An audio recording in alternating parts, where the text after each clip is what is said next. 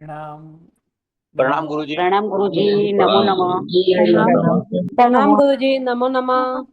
प्रणाम प्रणाम। नमो अरिहंताणं, नमो सिद्धाणं, नमो वायरियाणं, नमो उवज्झायाणं, नमो लोये सव्वसाहुणं, एसो पंचन मुक्तारो सव्वपावप्रणाशनो, मंगलाणं च सव्वेसिं पठमं हवै मंगलम्। मंगलम भगवान वीरो, मंगलम गौतम प्रभु, मंगलम स्थूलिभद्राद्या, जैन धर्मोस्तु मंगलम। अंगूठे अमृतवसे, लब्धितृणा भंडार, श्री गुरु गौतम समरिये, वांछित फल दाता। पूज्यपाद गजसार मुनि विरचित दंडक प्रकरण। यह दंडक प्रकरण में 24 दंडक पर 24 द्वार।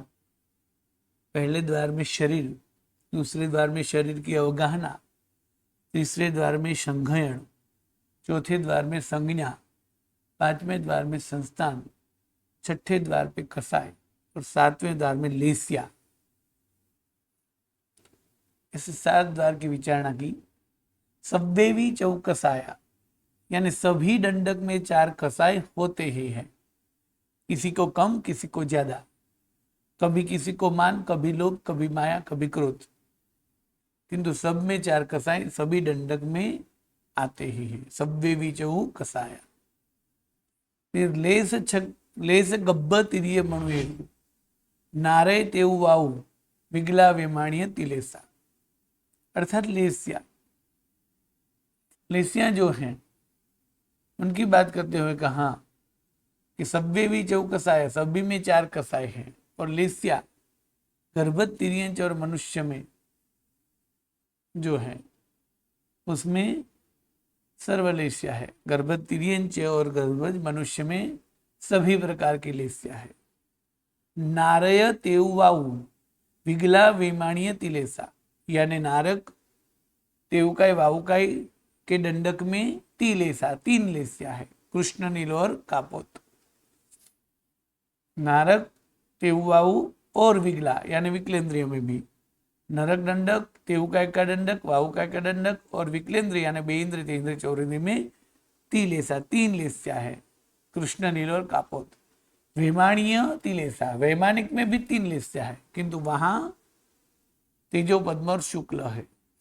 जोईसी तेउलेसा, ज्योतिष देवदंडक में तेजो लेसिया है। शेषा सबदेवी हुंती चौलेसा, बाकी सभी को 4 लेस्याएं होती हैं, यानी भवनपति, व्यंतर और पृथ्वी, अप और वनस्पति, इनमें 4 लेस्याएं हैं, कृष्ण, नील, कापोत और चौथी तेजोमी।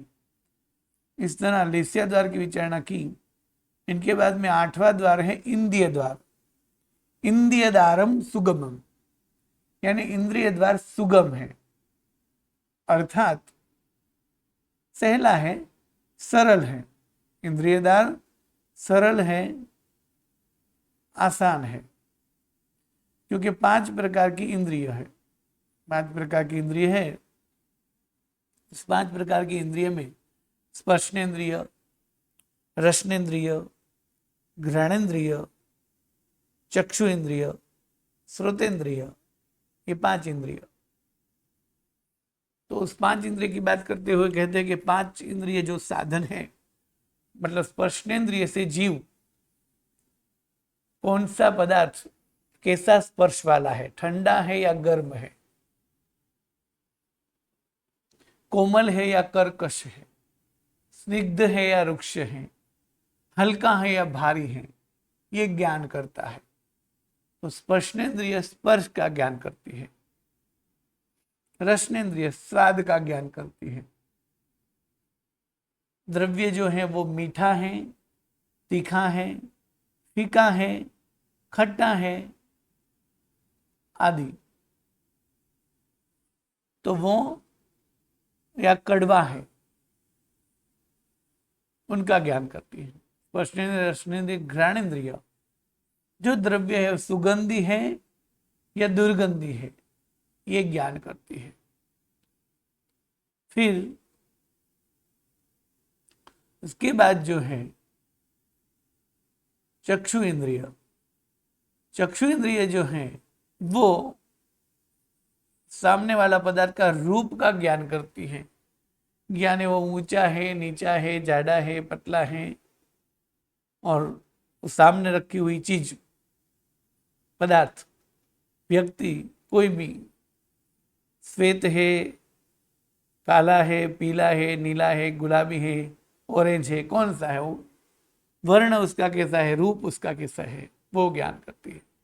और श्रोतेंद्रिय शब्द का ज्ञान करती है। तो इस तरह रसनेन्द्रिय, स्पर्शनेन्द्रिय, घ्राणेन्द्रिय, चक्षु इंद्रिय और श्रोतेंद्रिय 5 प्रकार की इंद्रिय है। पांचों प्रकार की इंद्रिय का अलग अलग कार्य है। 5 प्रकार की जो इंद्रिय है उनके जो विषय है वो 23 प्रकार के हैं। वो 23 प्रकार के विषय यानी स्पर्श 8 प्रकार के, रस 5 प्रकार के, गंध 2 प्रकार की, रूप यानी वर्ण 5 प्रकार का, और शब्द 3 प्रकार के, जिनका विस्तार से वर्णन कर्म ग्रंथ में और सूत्रार्थ में आता है। तो ये 23 प्रकार के विषय जो है वो यदि अनुकूल मिले तो राग नहीं करना है, और प्रतिकूल मिले तो द्वेष नहीं करना है। उसी का नाम ही पंचेंद्रिय संवरणो है, यानी 5 इंद्रियों को काबू में रखना, मर्यादा में रखना। वो जैसे स्पर्शनेन्द्रिय है, अभी ग्रीष्म ऋतु यानी अभी गर्मी की ऋतु चल रही है, तो जैसे ही एसी की हवा मिली, जैसे ही ठंडा शरबत मिला, जैसे ही एसी वाली गाड़ी मिली, जैसे ही ठंडे वाटर पार्क और फाउंट फुआरे आदि मिला, जैसे ही चंद्र का प्रकाश मिला, जैसे ही नदियां या तो सागर का तट मिला, ये सभी स्पर्श मिलते ही जीव पागल, आनंद और आसक्त हो जाएगा। और यही गर्मी की ऋतु में यदि पंखा गर्म हवा दे रहा है, गैस के पास से गैस की अग्नि गर्मी दे रही है, बाहर कड़ी धूप में गर्मी लग रही है, खिड़की आदि खोले और 2 व्हीलर पर जा रहे हैं तो गर्म गर्म हवा, जिसे लू बोलते हैं, वो स्पर्श हो रही है, तो तुरंत ही द्वेष और अति उद्वेग उत्पन्न हो जाएगा। यानी स्पर्शनेन्द्रिय का अनुकूल विषय मिला तो आनंद हो गया, प्रतिकूल विषय मिला तो दुख हो गया। तो यहाँ जो पंचेंद्रिय यानी 5 प्रकार इंद्रियों के विषय जो है, उन पर जो है ना तो राग ना तो द्वेष, उसी तरह रसनेन्द्रिय के, उसी तरह घ्राणेन्द्रिय के, उसी तरह चक्षु इंद्रिय, उसी तरह श्रोतेंद्रिय के, ये 5 प्रकार की इंद्रियां जो हैं वो अपने अपने विषय का ज्ञान करती हैं। तो 5 प्रकार की जो इंद्रिय है, कौन से दंडक में कितनी इंद्रिय होती है, यह 8वें द्वार में बताया है। तो इंद्रिय द्वारम सुगमम, यानी कि इंद्रिय द्वार सुगम है, सरल है, कि वो सहज कह सकते हैं कि जैसे ये पदार्थ जीव विचार में आ गया है कि कौन से जीव कितनी इंद्रिय वाले होते हैं। तो पृथ्वी काय 1 इंद्रिय, अब काय 1 इंद्रिय, तेव काय 1 इंद्रिय, वायु काय 1 इंद्रिय, वनस्पति काय 1 इंद्रिय। यानी पृथ्वी काय, अब काय, तेव काय, वायु काय और वनस्पति काय जो है, यह 5 दंडों में सिर्फ 1 स्पर्शनेन्द्रिय होती है। यानी 5 दंडों में 1 स्पर्शनेन्द्रिय ही होती है। अब बे इंद्रिय, तो कि बे इंद्रिय दंडक में 2 इंद्रिय रहती है, स्पर्शनेन्द्रिय और रसनेन्द्रिय। ते इंद्रिय, उसमें 3 इंद्रिय रहती है, स्पर्शनेन्द्रिय, रसनेन्द्रिय और घ्राणेन्द्रिय। चौरिंद्रिय दंडक में 4 इंद्रिय है, स्पर्शनेन्द्रिय, रसनेन्द्रिय, घ्राणेन्द्रिय और चक्षु इंद्रिय। और बाकी के जो दंडक है, यानी नारक का 1, देवों के 13, पंचेंद्रिय तिर्यंच का 1 और मनुष्य का 1, अर्थात 16 दंडक। 16 दंडक के हैं, क्या है, पंचेंद्रिय वाले है, यानी 16 दंडक में 5 प्रकार की इंद्रिय है और 5 दंडक में 1 इंद्रिय है और 3 दंडक में जो है विकलेंद्रिय के, इसमें 1 दंडक में 2, 1 में 3 और 1 में 4 है। तो इंद्रिय द्वारम सुगमम, यानी इंद्रिय द्वार सुगम है। तो इंद्रिय द्वार सुगम है,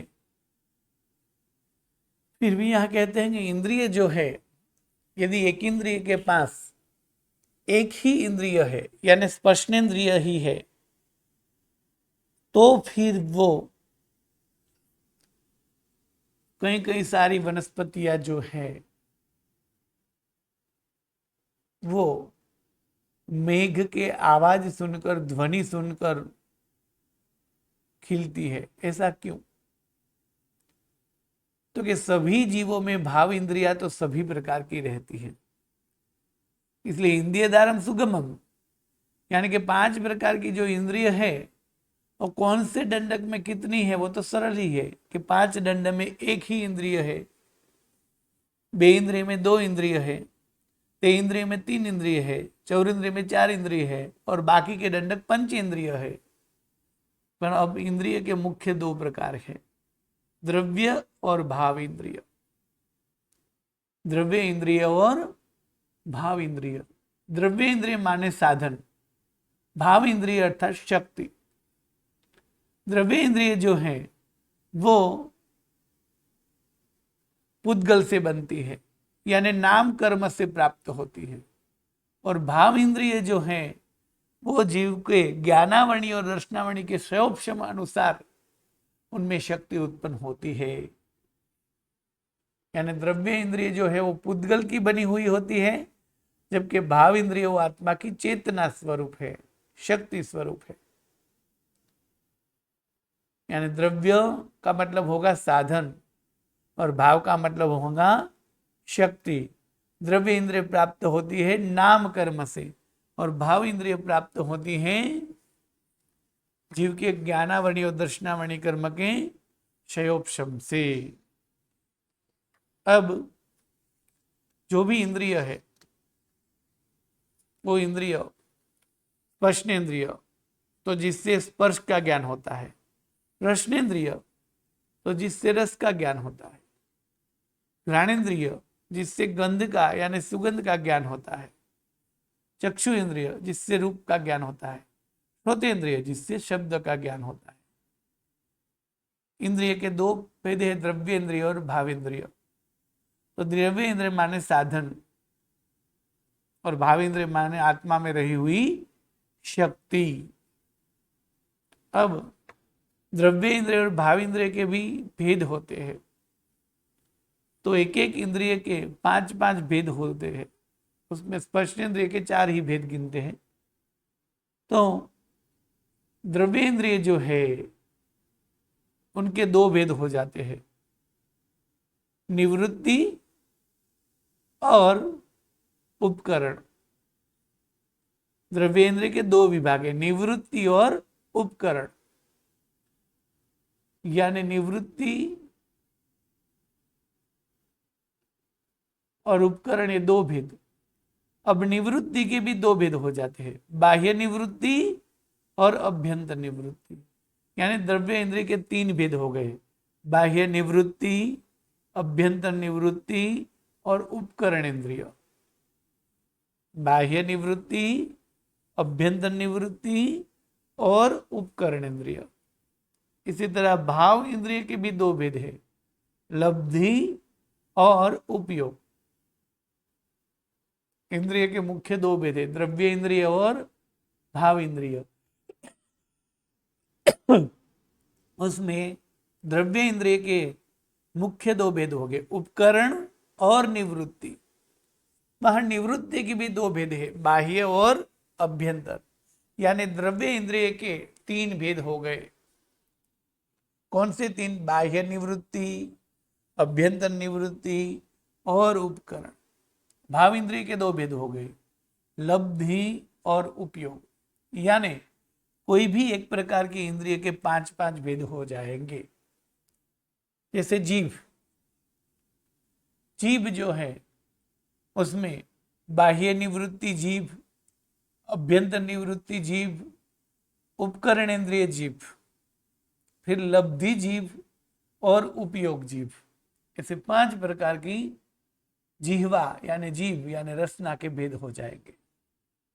अब उसी तरह नाक, तो उसके भी 5 भेद हो जाएंगे, बाह्य निवृत्ति नाक, अभ्यंतर निवृत्ति नाक, उपकरण इंद्रिय नाक यानी घ्राणेन्द्रिय, लब्धि घ्राणेन्द्रिय और उपयोग घ्राणेन्द्रिय। इसी तरह आंख के भी 5 भेद हो जाएंगे और उसी तरह कान के भी 5 भेद हो जाएंगे। स्पर्शनेन्द्रिय, त्वचा के 5 भेद होंगे, किंतु उसके जो निवृत्ति भेद है बाह्य और अभ्यंतर वो एक जैसी ही होती है, यानी उनके 4 भेद ही गिनेंगे। कौन से? बाह्य और अभ्यंतर एक ही है, इसलिए निवृत्ति स्पर्शनेन्द्रिय, उपकरण इंद्रिय स्पर्शनेन्द्रिय, लब्धि स्पर्शनेन्द्रिय और उपयोग स्पर्शनेन्द्रिय। अब बाह्य निवृत्ति क्या है, अभ्यंतर निवृत्ति क्या है, उपकरण इंद्रिय क्या है, लब्धि क्या है और उपयोग क्या है? तो पहले तो जो ये 3 भेद है, कौन से? द्रव्य इंद्रिय के 3 भेद, वो पुद्गल स्वरूप है, यानी वो पुद्गल से बने हुए हैं। वो साधन स्वरूप है, वो शरीर का एक पार्ट है, क्योंकि शरीर पुद्गल से बना है, शरीर नाम कर्म से प्राप्त हुआ है और उनमें रहे पार्ट भी नाम कर्म से प्राप्त हुए हैं। तो द्रव्य की 3 भेद जो हैं वो नाम कर्म के उदय से प्राप्त हुए हैं और वो पुद्गल के बने हुए हैं। अब बाह्य निवृत्ति मतलब क्या, अभ्यंतर निवृत्ति मतलब क्या और उपकरण इंद्रिय मतलब क्या? तो बाह्य निवृत्ति, बाह्य का जो आकार है वो, जैसे ये जीभ दिख रही है, ये नाक दिख रहा है, ये आंख और एक कान, ये जो और ये स्किन, ये सभी इंद्रिय दिख रही है, वो उसको बाह्य निवृत्ति इंद्रिय बोलते हैं। और सभी इंद्रियों में एक अभ्यंतर भाग होता है जिसे अभ्यंतर निवृत्ति इंद्रिय बोलते हैं। जैसे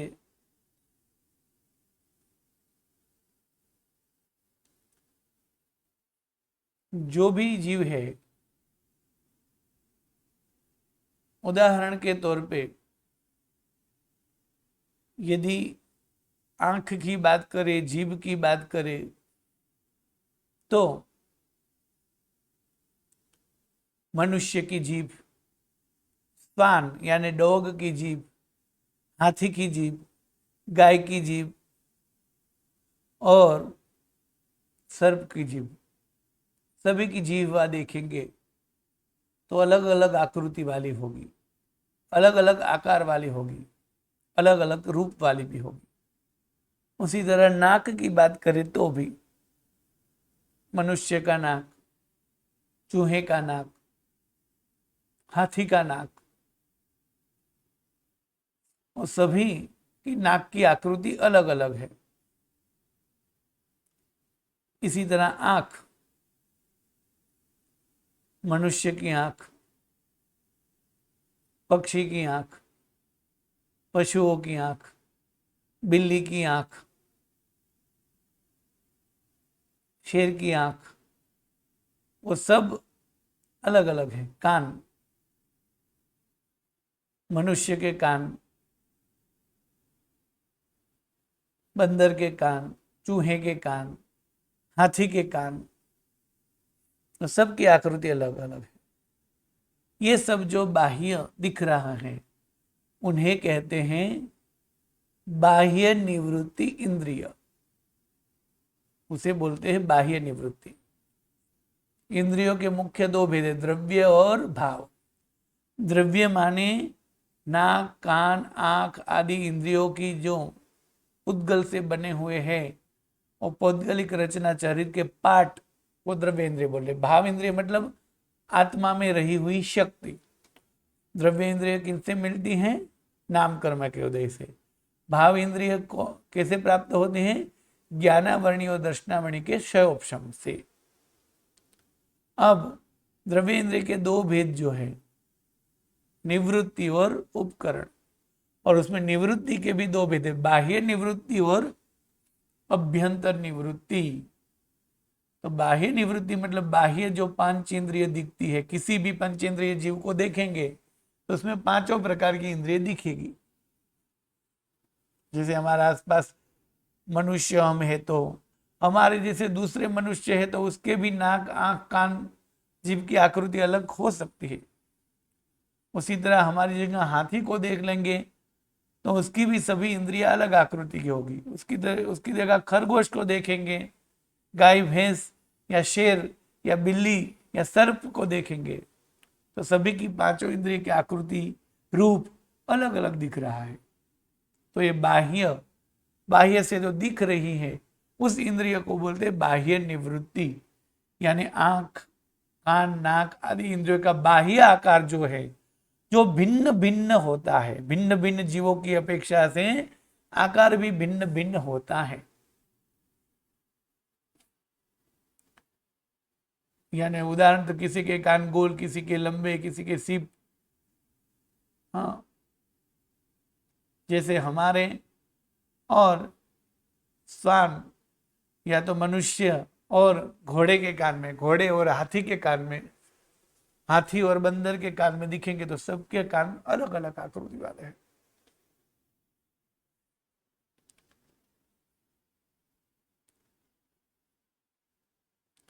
तो ये बाह्य देखने वाली आकृति जो है उसे बोलते हैं बाह्य निवृत्ति। अब अभ्यंतर निवृत्ति, तो क्या अभ्यंतर निवृत्ति जो है वो सभी की समान होती है,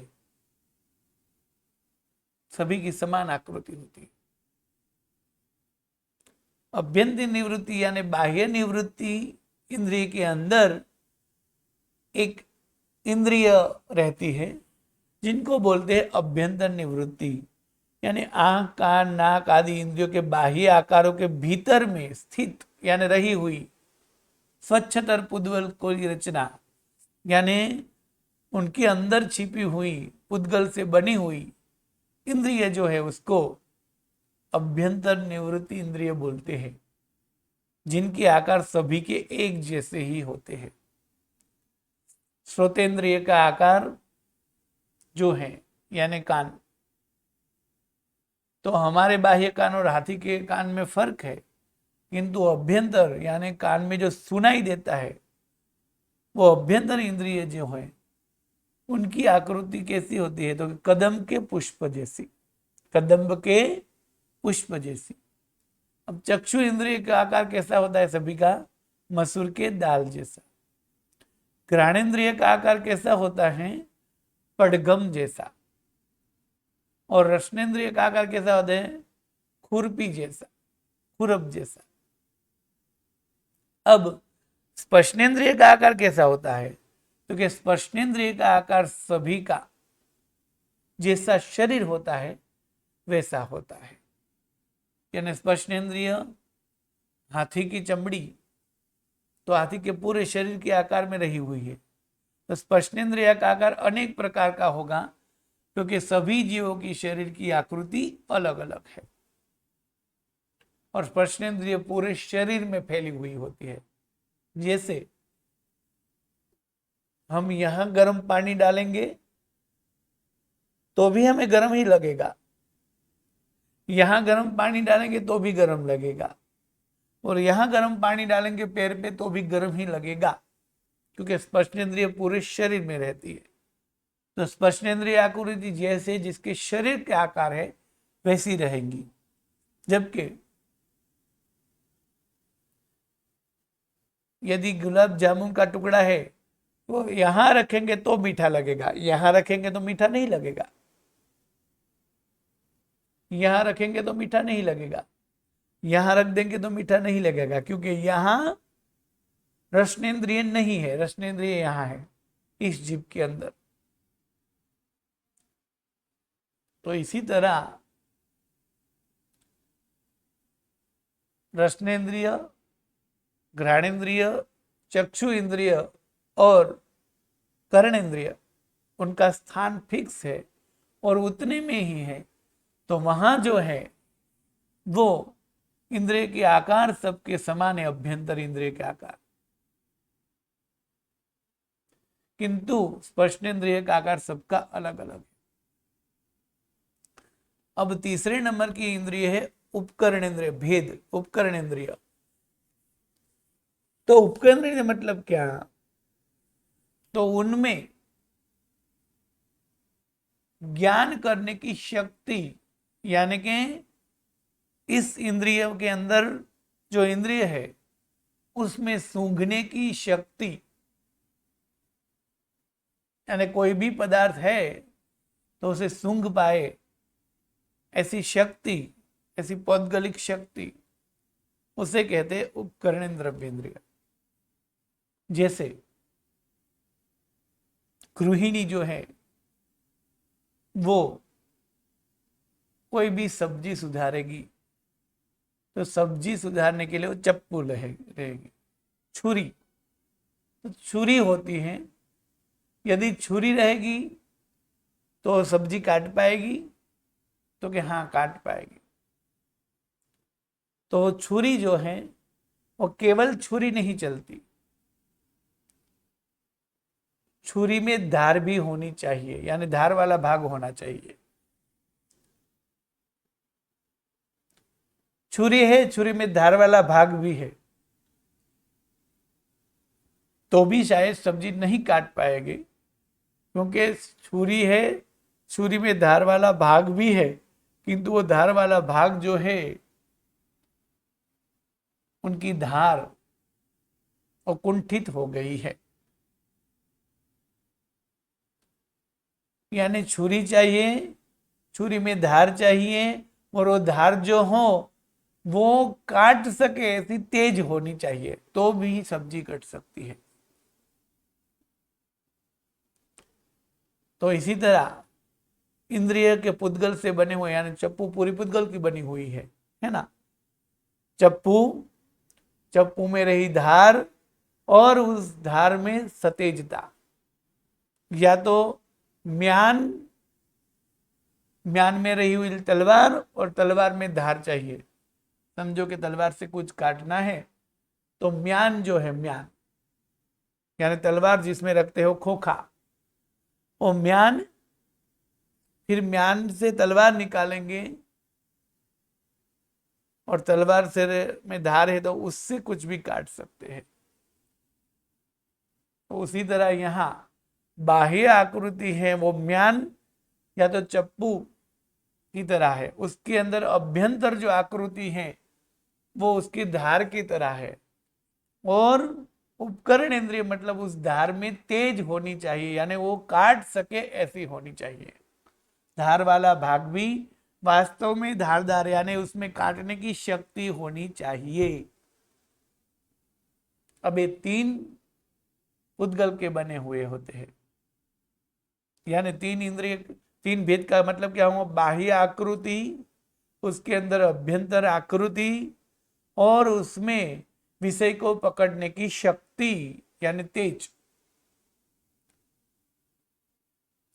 अब चप्पू है, चप्पू की धार भी है और वो धार तेज भी है, फिर भी सब्जी नहीं अच्छी तरह काट पाएंगे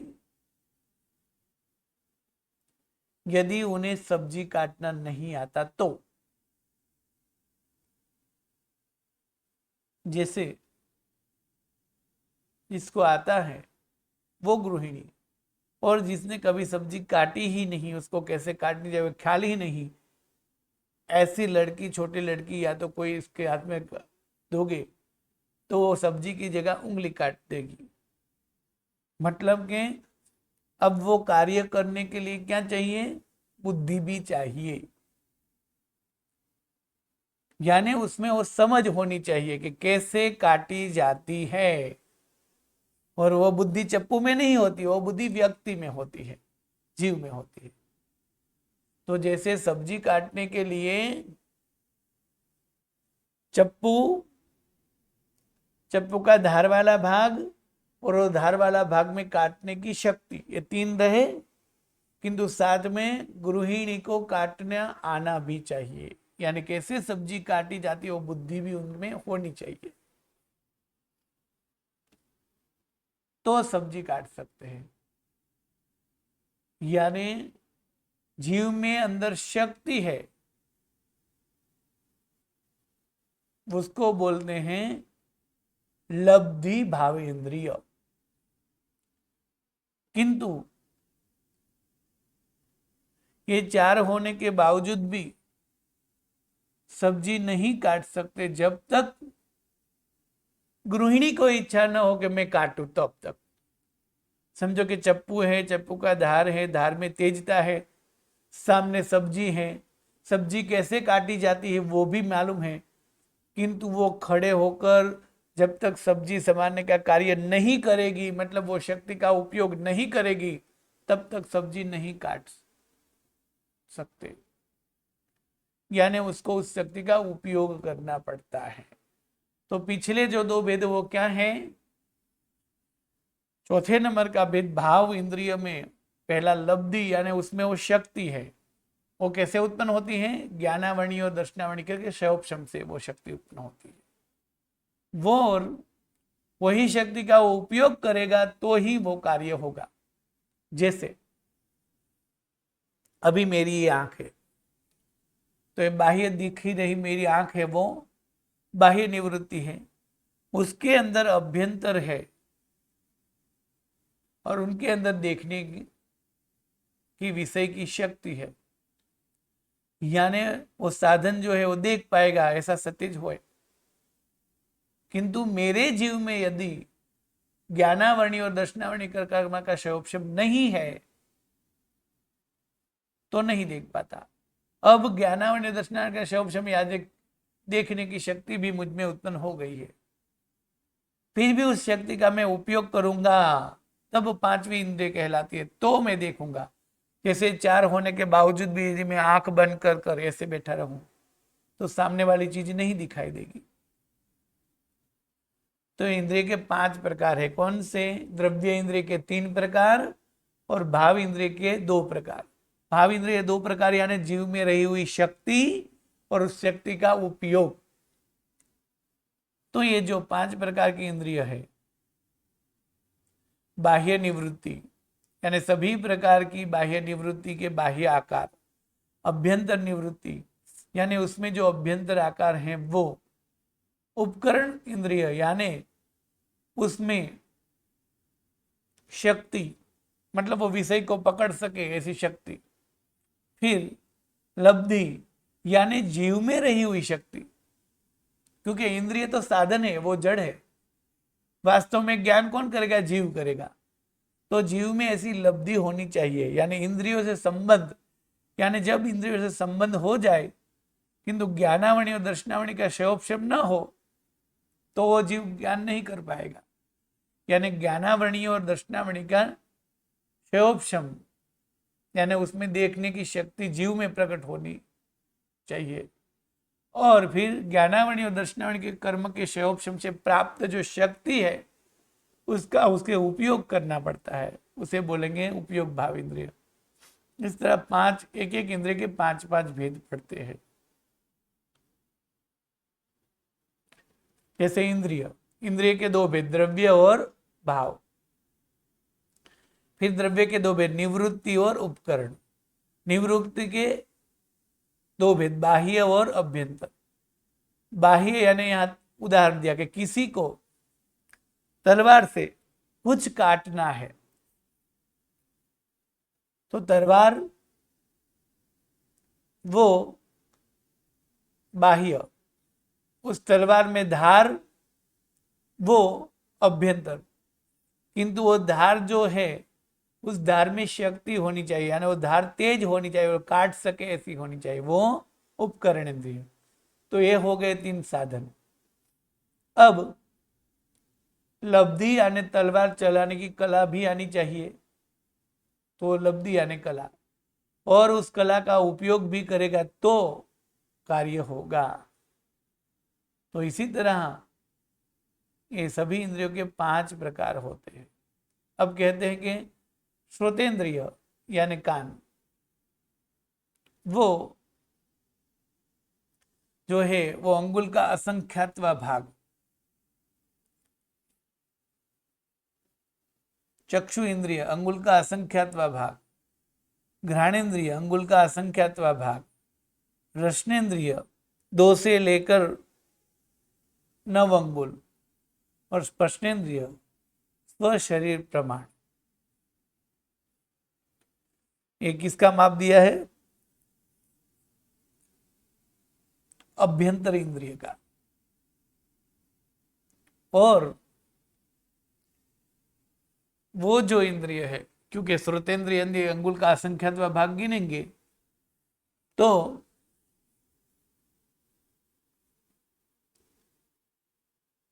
सभी का बाह्य आकार तो बड़ा होता है, तो यहाँ अभ्यंतर आकृति का नाम दिया है।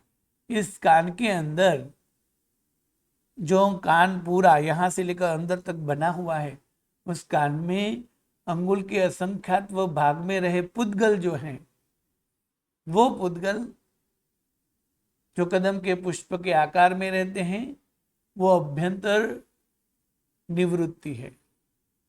और उसमें सतेजता वो उपकरण निवृत्ति है। उसी तरह सभी में समझना है।